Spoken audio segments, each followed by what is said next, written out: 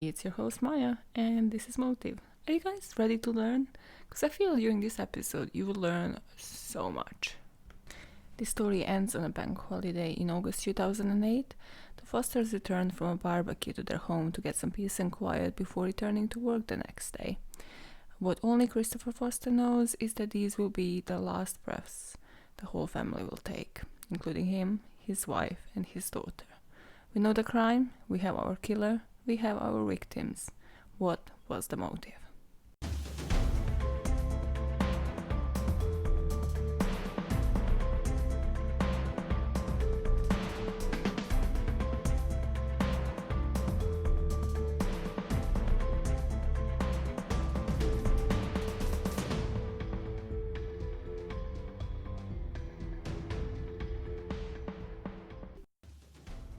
Moving on to the discovery. So the murder happened overnight. We'll go more into details, obviously, once we go into the killing. In terms of discovery, so somebody made a 999 call in the morning when they saw the whole mansion has been engulfed in fire. So that is actually important because it took 3 days until the police could enter the crime scene. So it took 3 days until the firefighters could actually calm the fire down. You don't say calm the fire down. It's like fire, please calm down. Oh god, I just love this. So, it took 12 fire crews to contain the flames, and the whole property had been blocked. So once the police is actually on the scene, they find the 3 horses dead, shot in the head. They check the CCTV once they go through the house. And sure enough, they are seeing a man that looks like Christopher Foster carrying a rifle. If you want to actually check the images, trust Daily Mail to have them.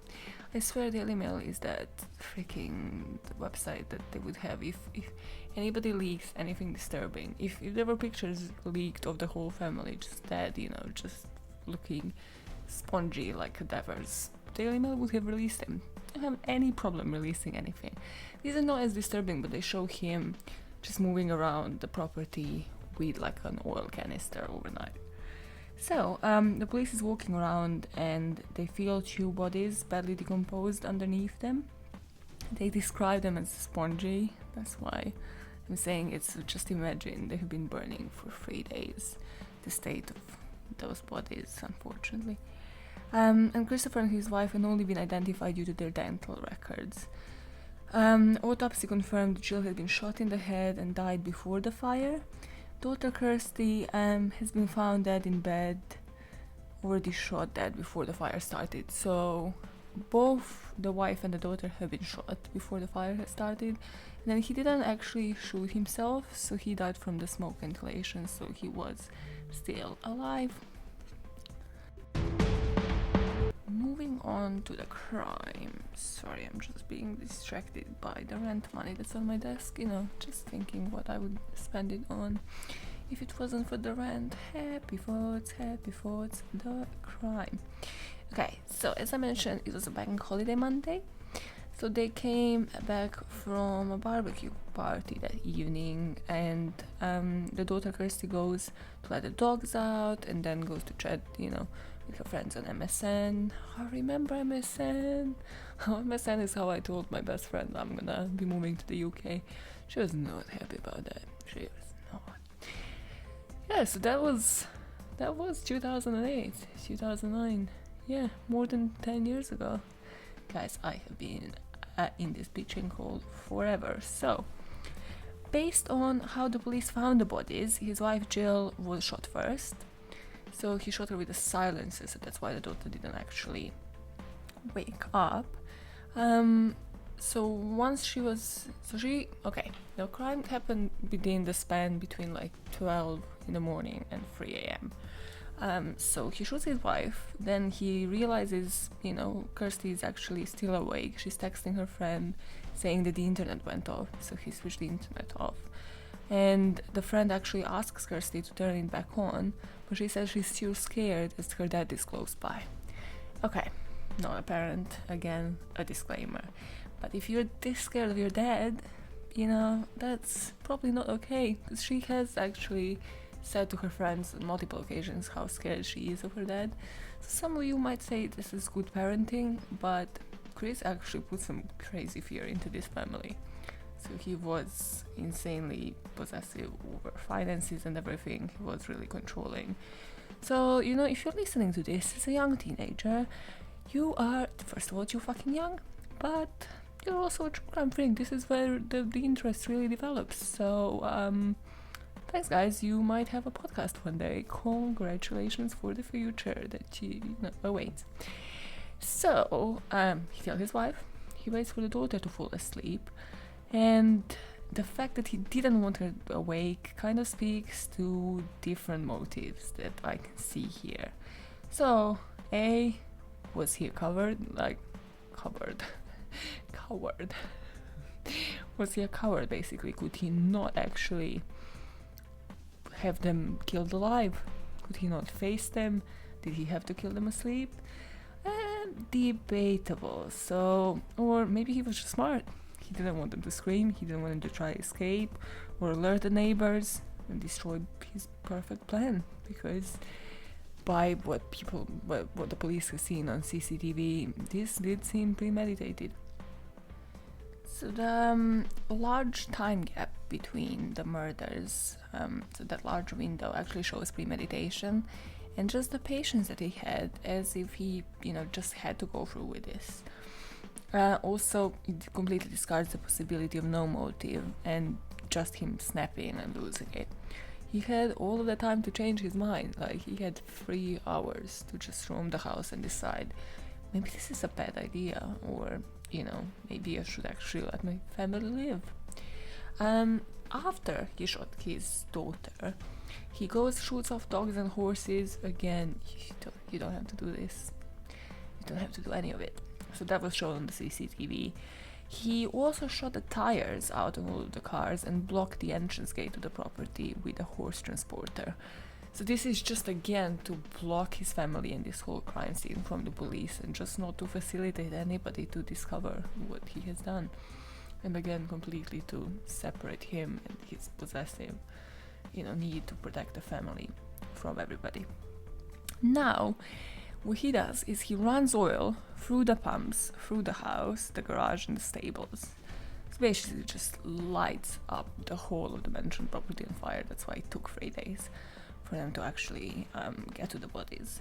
So this part, I said, makes me kind of think there is something psychologically wrong, as in he might be sociopath, just because of the decisions he made. So why cause this fire this big, then kill off all the animals, not just the family but the animals, and prevent the police from going into the house for days on end. So it is, everything had to go with him, including the house. So now, before we dive into the background and the motives, something worth discussing, so we're gonna have a little psychology lesson, because that's what pops up once you actually discuss the crime and you're freaking out, thinking, why did this guy just do everything in sequence that he did? So, family annihilators, anybody heard about them? Apparently there is 4 types of them, so I find that so interesting, although I have obviously heard different, podcasts and watched different stuff on family annihilators, but it is always so strange to actually find something new and trying to find a match and an explanation for this particular type. So, a bit of a background there.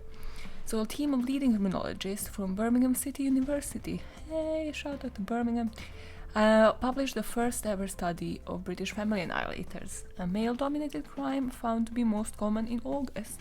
Now you're reading this and you're like, why in August? Why is it only in August?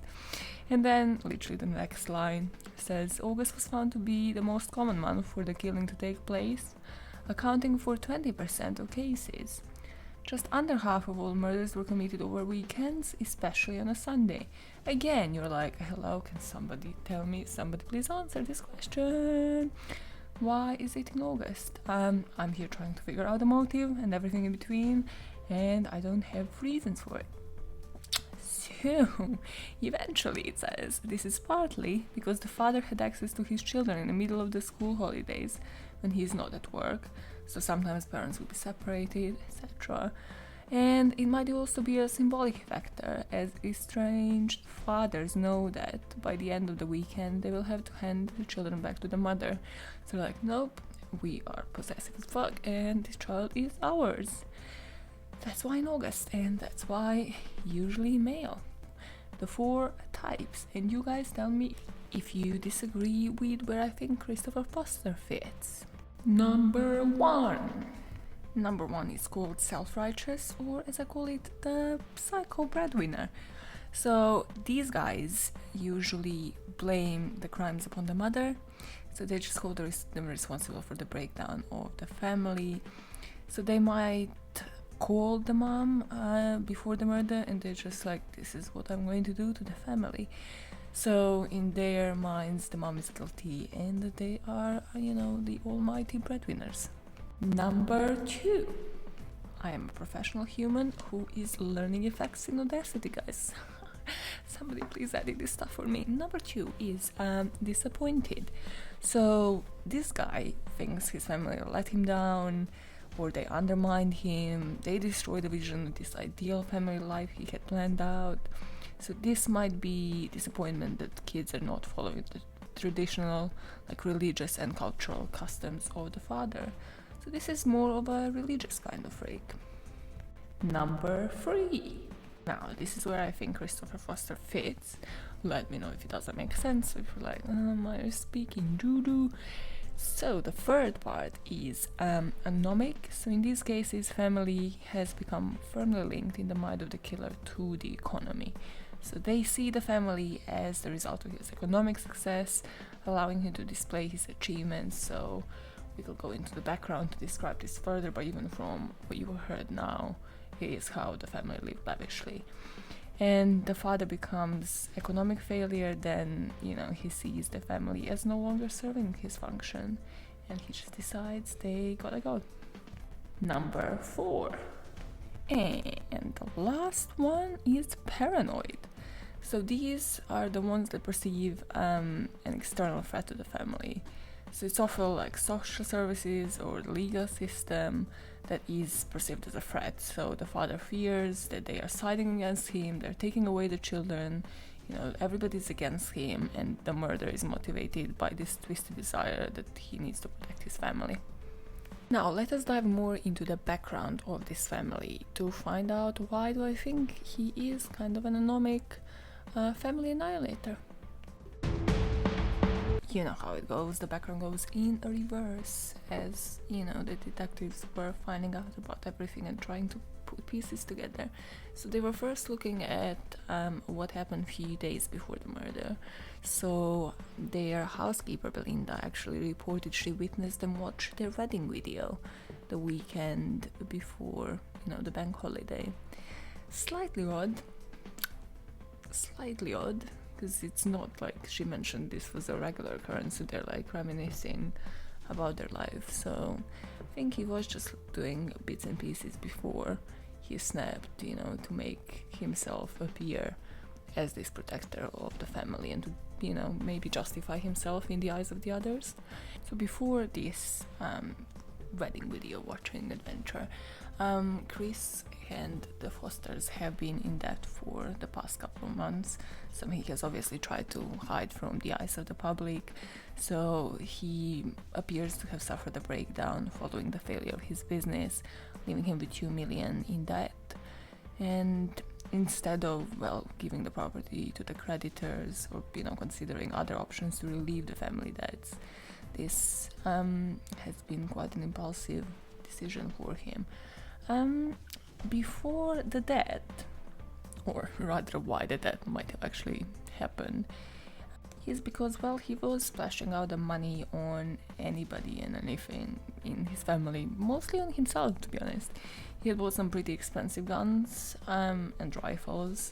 Then, of course, he had a phase where he identified with this hobby and, changed his personality.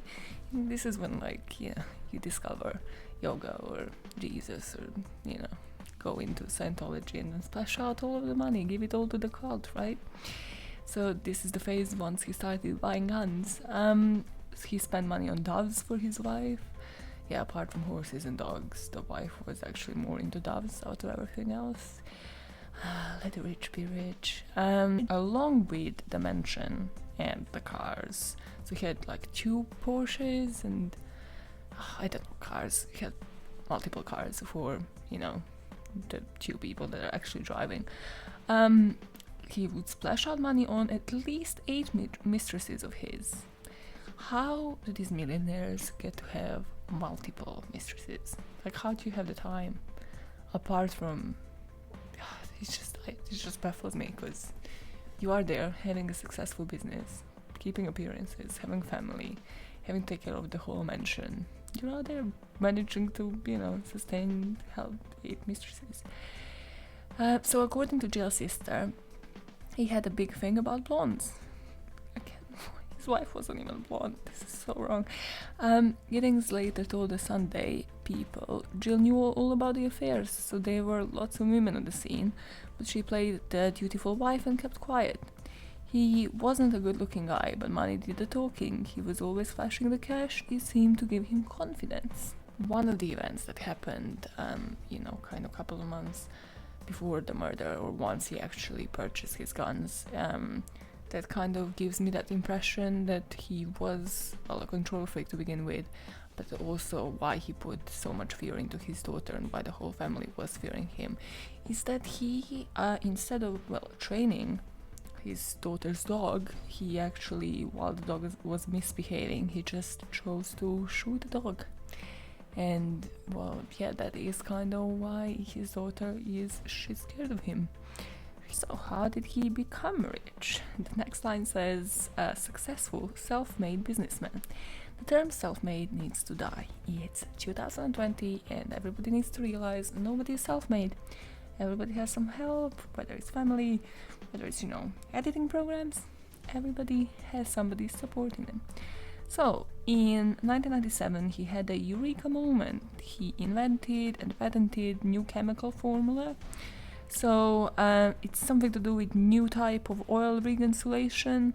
So if somebody knows kind of too much, suspiciously a lot about oil, it might be the day you will, burn the house down. Nobody should know that much about how to burn the whole mansion and stables and cars and everything down in, the record amount of time. Again, you can't find much about Jill before before and beyond her married life. According to Daily Mail, in the course of 21 years of marriage, Chris and Jill had moved from the first home in suburban new build in Wolverhampton to a beautiful country house there in Shropshire, where they were when they died, set in 16 acres of land. What are acres, guys? How big is that? Never bothered to check how many 16 acres of land is, but yeah, it stores everything that I said, so it's pretty big, with 4 much loved dogs, clearly not, 5 horses and Jill's doves. Going back to his childhood and one of the only known facts in the childhood, so we're going back about 30 to 35 years ago, when he was teenager, where these tendencies have started. He then lived with his brother and obviously his family, and the brother actually, after the murders have happened, claimed the abuse. So he claimed the brother would show him pornographic material and then would sexually abuse him. So his brother said he believed that Christopher actually suffered from a personality disorder, so he would be all nice and then would just switch into this pervert kind of brother. So that's about that. So again, as you can see, when it comes to the people that only commit one murder out of nowhere, there is not that much on their childhood. Unfortunately, I have looked through many articles, which will be listed later, but there is nothing much really, nothing on Jill. So it's only a couple of relevant things that people actually only speak about after the people are dead. Because when they're alive, we've seen how Christopher Foster was alive, so that doesn't come as any surprise that people only speak about it after he's dead. So we have discussed the background, we have discussed the murder, and we have discussed the discovery. You know what it means? It's time to discuss the motive. And here, well, the motive ultimately comes to: do you believe in the family annihilator theory, theories that I presented, or do you believe that it's more to do with psychology?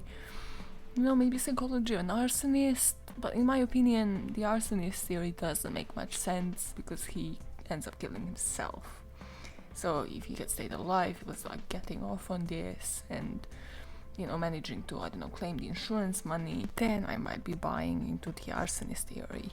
But, so you can either focus on Christopher Foster as the annihilator, which, I mean, he is by the definition of it.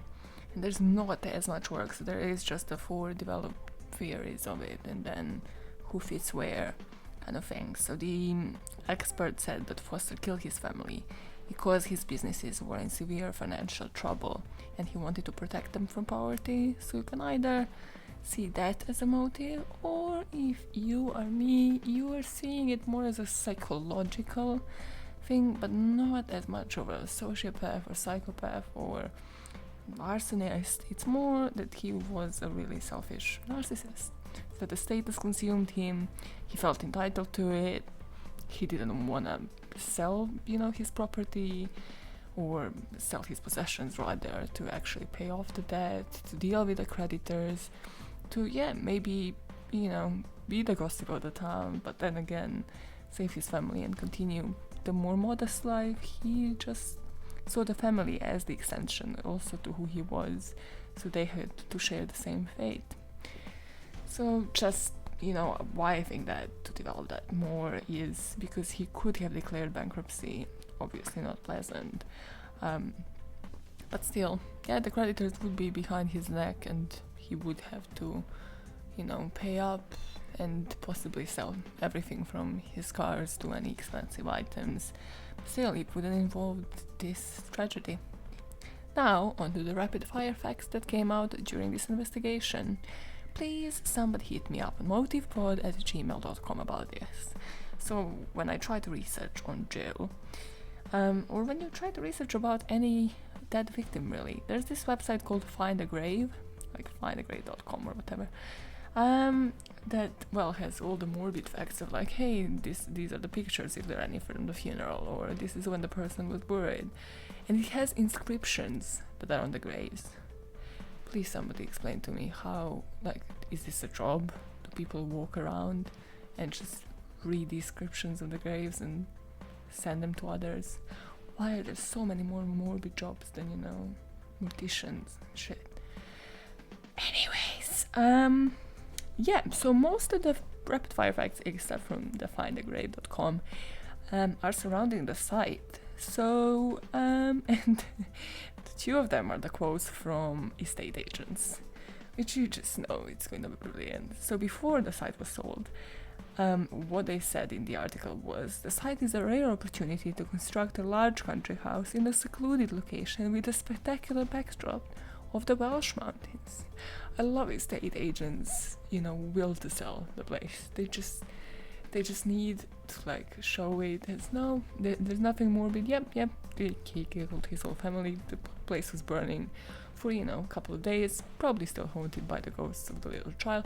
But no, it's the backdrop of the Welsh mountains.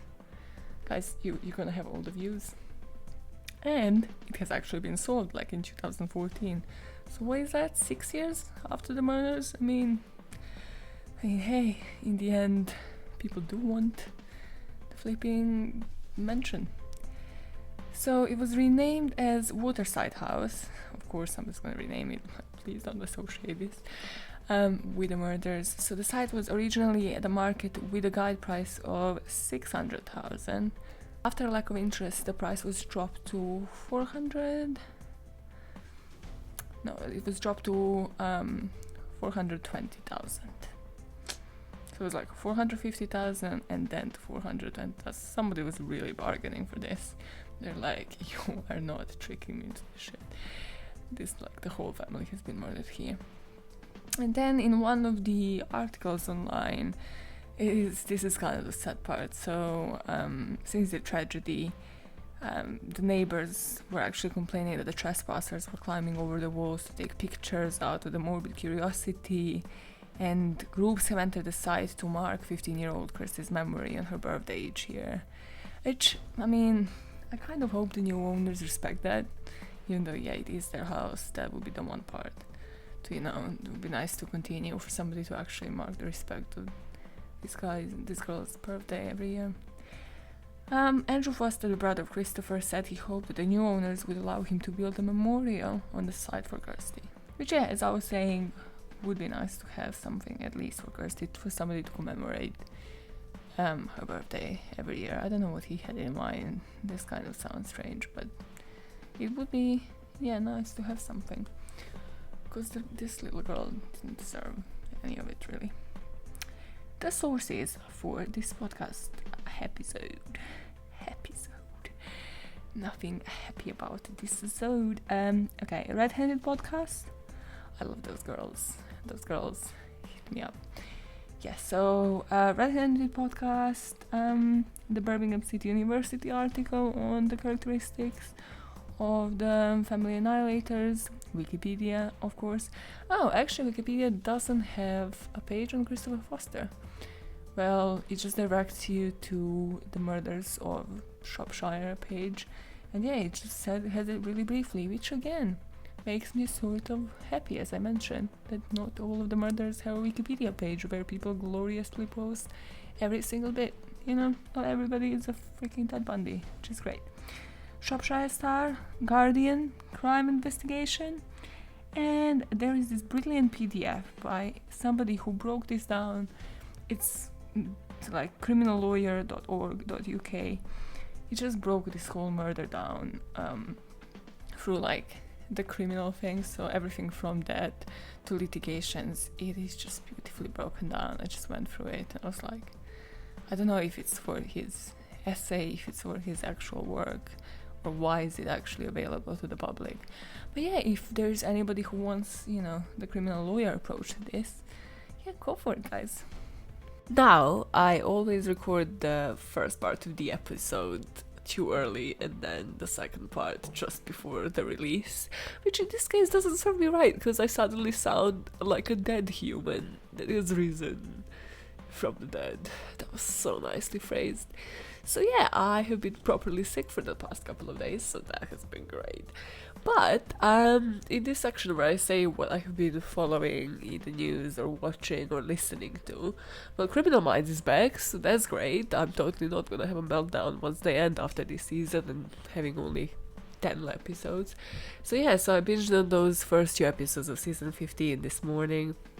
That has been great. Way too many TV shows that have lasted for a freaking decade or longer than that have been ending last year and this year, I am not into that at all. I just want all to continue. Like, why can it not all continue, It just has a solid plot. Crime is always there. We can always have, different cases on the show. Why can it not freaking continue? What? We don't need young Sheldon. We need Lost, but actually Lost that, doesn't get lost in the plot and just finishes on what the fuck note. God, I watched Lost way too late for it to still be fresh and pissing me off in my mind. This in 2020. I watched Lost in 2018. I was like, this is the best show ever. Because it was. If you think about it, for the first 2-3 seasons, it was legit like the show that has never been made. And then they fucked up and then they continued fucking up. So yeah, you see, why don't we just revive the shows that are good, that have the solid plots, that have structure? Anyways, what else? Oh my god, this story. Guys, there's a story in the news because this guy has finally been arrested. Whoa, this has like a left, a right, center, twist, turns, and somehow a little mix song in a mix. Nicely put, Maya. So charmingly put. So his name is Reynhard Sinaga. It's everywhere now because he's apparently the most prolific serial rapist in the UK. This guy is, I think, Indonesian. He's a student. Again, kind of ties in, like, it doesn't tie in, but the way Christopher Foster, had this money and, had, like, how many mistresses, how does he have time? This guy has 195 different victims on his hands that he sexually assaulted, and then I think like 150 that he raped. He recorded every single thing. It's so mind-boggling. Like, there's CCTV of him just lurking around the streets in front of different gay bars and clubs in Manchester, just picking up people and bringing them home to his, like, with the promise of either a party or just come to hang. And then they refuse to have sex, and he spikes their drinks with like a GHB formula. I don't know these drugs. Like, this guy has too much access, too much time on his hands. I don't understand how this is happening. Though, okay, so there's a few things here. First of all, he gives them water. And then they're like, yeah, this doesn't look like water. He says, no, it's water, you need to drink water. Okay, this reminds me of people in the office who like try to get you to hydrate. Like, shut the fuck up, bitch, let me drink calories. Like, it's not on you. You are not going to have like punch tomorrow. Like, let me fucking, like, I know how much water I need to drink. Like, run, this is a red flag. If it doesn't look like water, somebody's still making you drink it. To run for your life. Not blaming it on anybody here, but it was just like that phrase. Oh, and then apparently he was sharing the WhatsApp messages with his mates. He made the reference to the secret poison, making heterosexual men fall in love with him, and he used the Little Mix Black Magic song, and it's just like, so I have never thought Little Mix will be used into anything serious or anything in real life will be quoted, but hey, they made it, guys. They're in Guardian now. So he said Black Magic, Ray makes drink potion of gay love, take a sip of my secret poison, I'll make you fall in love. Just peak. On a more serious note, this guy has done some serious damage, like in the city of Manchester. It's just again how justice system doesn't serve justice quickly enough, to be honest, because he has been caught in 2017. It's only been convicted to 30 plus years. Luckily 30 plus years is enough, I guess. Is it? Probably not, because he will, if he's a student now, how old is he? How old is this pervert? Oh my god, I have been trying to do math for like the past 3 minutes. He was born in 1983, so he's 9 years older than me. I was like, how old am I? What is life? Okay, so he was a mature student of like 36. I don't know, I can't do math, guys, don't pressure me. Anyways, so he was a mature student just luring people into his house. It is just beyond.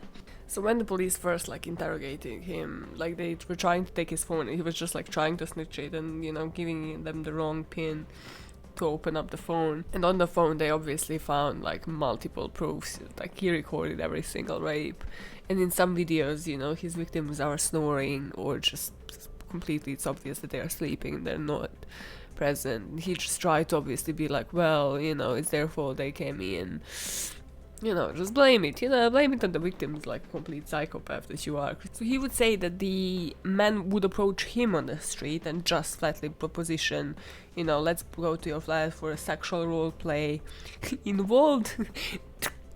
Sorry, this is too specific for it to be.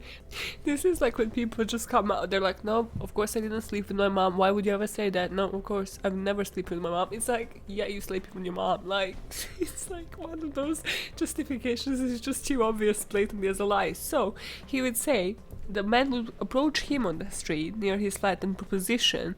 They go to his flat to take part of the sexual role play that involved them pretending to be asleep while he penetrated them, sometimes for hours.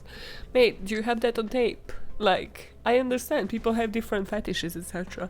But for you to say that no, this is exactly what they requested, this is why this is on video. Sorry, you need some proof, you need some contractual proof, sir. So he said they were lying in court, as it's not easy thing to come out as gay, and the internalized homophobia like still remains widespread. Sorry, just no, this case is pissing me off on so many levels. But on that note, guys, if you have ever been, you know, a survivor of sexual crime, I mean, there is Survivors Manchester helpline as well, but there is Survivors UK. So just, yeah, bring it, speak to somebody. They can give you sources and give you advice on how to report it as well. Don't let it be unnoticed, you know, don't let people get away with anything. And just, yeah, just for your own sake, speak to somebody. I can't end this episode on such a grim note. So, positive stuff. So, something positive. Why is it always like a thing that you have to think about? And when it's something negative, it just, yeah, comes out. It's just, yep, this is what's shit in my life. So, well, on a positive note, 2020 is going in a different direction than last year was, because I decided to make a change. So make changes, guys, even if they don't bring you profit yet, you know, or might not bring you profit in the next certain amount of time. But it's moving in the right direction. Yeah, I'm making this podcast, getting time to make the podcast, regardless of the hours I'm working, regardless of, you know, the customer service job that I've been doing forever and ever. I mean, if I learned anything from, yeah, being stuck doing the same thing that I not very much enjoy or like for a couple of years, that is to appreciate stuff that I'm stuck in that I enjoy and like having this spacious flat that is indeed not in zones 1 and 2, but it allows me to, hey, record this podcast, although it's not, you know, soundproof, so you can now enjoy the lovely drilling of rain on my windows. But that's great. It's that period of time when I'm again finishing Harry Potter stuff, so I've been listening to audiobooks this year. It's usually rereading the books in different languages, or, you know, watching the movies around like the Christmas and New Year's period. So yeah, and or just, you know, nostalgically rewatching something like that 70s show or Friends or Lost. Just kidding, nobody watches Lost. It's new directions, guys. It's all about the new directions. Take it now, start it now. You know, have a plan B. Always have a second option. Live your life. Catch and report all the sexual predators out there. Don't catch them yourself. Don't get yourself in trouble. You know, keep hydrating, but not if anybody else tells you. Spite everybody else, and they fucking need to tell you how much water you should drink. Damn right. Yeah, what's my outro for this again? Oh yeah, keep making world a better place, one motive at a time. Bye!